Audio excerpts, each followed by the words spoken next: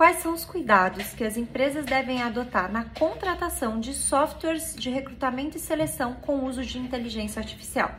Essa é a pergunta da semana da 7ª temporada do projeto Trabalho em Debate e quem vai responder sou eu. Meu nome é Tatiana Rocha, sou advogada e professora nas áreas de Direito do Trabalho e Proteção de Dados Pessoais. E para construir essa resposta, vamos passar aqui por 4 tópicos. Primeiro, o que são esses softwares? Depois, quais são as suas funcionalidades, vantagens, quais são os seus riscos e, finalmente, quais são os cuidados que as empresas devem adotar. Em primeiro lugar, esses softwares de recrutamento e seleção que utilizam inteligência artificial são inovações tecnológicas que oferecem soluções para essa fase, que é a fase que antecede a relação de emprego, então para essa fase de recrutamento e seleção. E elas prometem otimizar essa fase, trazer insights para os recrutadores e para os candidatos, fazer uma gestão intuitiva dos currículos, análises preditivas dos comportamentos dos candidatos, entre tantas outras funcionalidades. Então, as principais funcionalidades e vantagens são essa triagem de currículos. Através de palavras-chave, é possível selecionar os currículos e fazer uma análise de dados automatizada, o que reduz consideravelmente o tempo gasto com isso pelos recrutadores, fazer também uma análise preditiva, verificando através de uma base de dados quais candidatos têm mais chance de dar mais certo naquela vaga ou não, fazer entrevistas automatizadas, inclusive nessas entrevistas automatizadas, muitas vezes a ferramenta oferece uma análise das expressões, das emoções do candidato, de como ele reage. Enfim, trazer, em suma, eficiência, escalabilidade, consistência na tomada de decisões, né, e, de certa forma, segurança para todas as partes. Mas será que é só isso? Será que são apenas vantagens? Quais são os riscos do uso desses softwares de recrutamento e seleção? Os riscos existem e normalmente eles estão ligados aos vieses preconceituosos presentes nos algoritmos. Então, o que acontece? Esses sistemas de inteligência artificial utilizam dados legados que já existem, além dos inputs que são colocados na tecnologia, no software. Então, por exemplo, é comum a gente ter ali decisões que não são claras, que não se entende por que a inteligência artificial tomou aquela decisão, como, por exemplo, analisou vários currículos e só selecionou currículos de homens. Por que os currículos das mulheres estão sendo excluídos? A gente teve um caso bem interessante da Amazon, que em 2018 resolveu desistir de um software de recrutamento e seleção que eles estavam criando internamente, e esse software se mostrou com viés preconceituoso, discriminatório, e excluía os currículos de mulheres. E o que acontecia? Esse software utilizava a base de dados ali de 10 anos, que majoritariamente tinha contratação de homens. Então havia um problema na busca pelos currículos. Além disso, esses softwares utilizam, óbvio, de forma massiva o tratamento de dados pessoais desses candidatos. Então, é necessário entender se esses softwares cumprem as normas de proteção de dados, cumprem as normas trabalhistas e, no futuro, muito próximo, as normas de inteligência artificial que serão aprovadas no Brasil.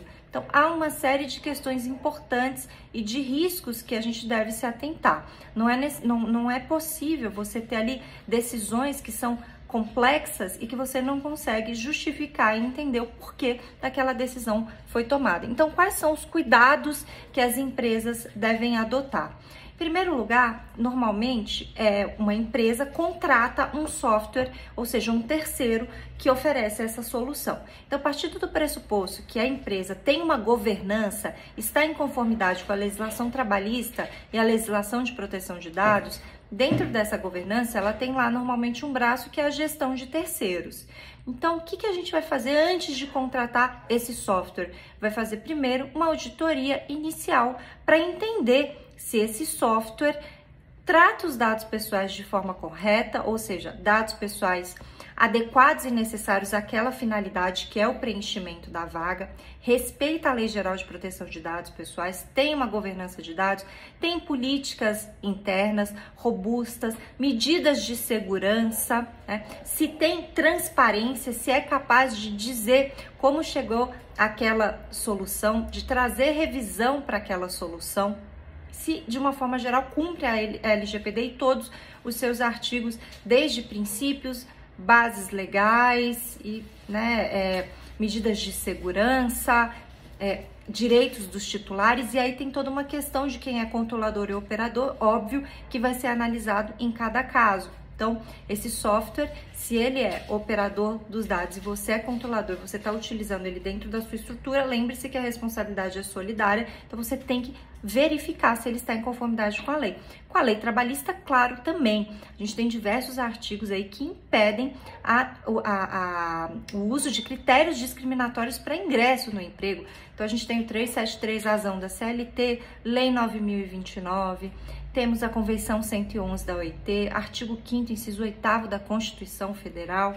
Então, a gente tem que analisar também se esse software não está tomando decisões ali preconceituosas discriminatórias. A gente tem também o princípio da não discriminação na LGPD e terá no futuro também em relação à inteligência artificial. O projeto de lei da inteligência do Brasil de inteligência artificial, que é o 2338 de 2023, tem um artigo que eu até trouxe aqui para vocês bem interessante, que é o artigo 14, no qual ele classifica o que é para ele operação de alto risco que utiliza sistema de inteligência artificial. E ele coloca lá no inciso 3 justamente os sistemas que são utilizados com a finalidade de recrutamento, triagem, filtragem ou avaliação de candidatos, tomadas de decisões sobre promoções ou cessações de relações contratuais de trabalho, avaliação do desempenho e do comportamento das pessoas afetadas nas áreas de emprego, gestão de trabalhadores e acesso ao emprego por conta própria. Ou seja,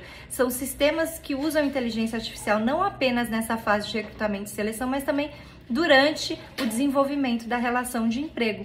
E ali, além da governança de dados, a gente tem uma avaliação do impacto do algoritmo que está previsto no PL, que deve ser feito antes da utilização desse algoritmo. Então, é super importante entender se de fato o uso da inteligência artificial é feito de forma transparente e ética. Então, faça essa análise desse software antes de contratar. E se por outro lado é a própria empresa que desenvolve esse software, essa tecnologia, ela tem que já desenvolver a tecnologia considerando essas premissas legais, éticas, e fazer com que então esse software de fato atenda toda a legislação. Então, esses são os pontos principais. A gente tem que pensar de uma maneira aqui preventiva, prevenir o dano, né? Então, analisar toda essa conformidade antes de contratar o software e, mais do que isso, ter essa conformidade dentro do negócio. Então, a empresa, obviamente, ela parte do pressuposto de que ela vai contratar um terceiro que segue os seus mesmos valores, a mesma conduta ética. O desenvolvimento tecnológico é importantíssimo, essencial para o desenvolvimento da nossa sociedade, mas ele deve ser feito atendendo os direitos fundamentais, a ética, de forma a garantir que este uso vai ser benéfico e não maléfico para a sociedade. O objetivo é melhorar a nossa situação, a nossa condição e não piorar. Então é super importante estar atento a esse uso ético dos softwares de recrutamento e seleção que utilizam inteligência artificial. Obrigada a quem me acompanhou até aqui e vamos continuar acompanhando todos os profissionais que vêm aqui responder as perguntas na terça-feira nesse projeto coordenado pelos nossos queridíssimos Rodolfo Pamplona e Danilo Gaspar.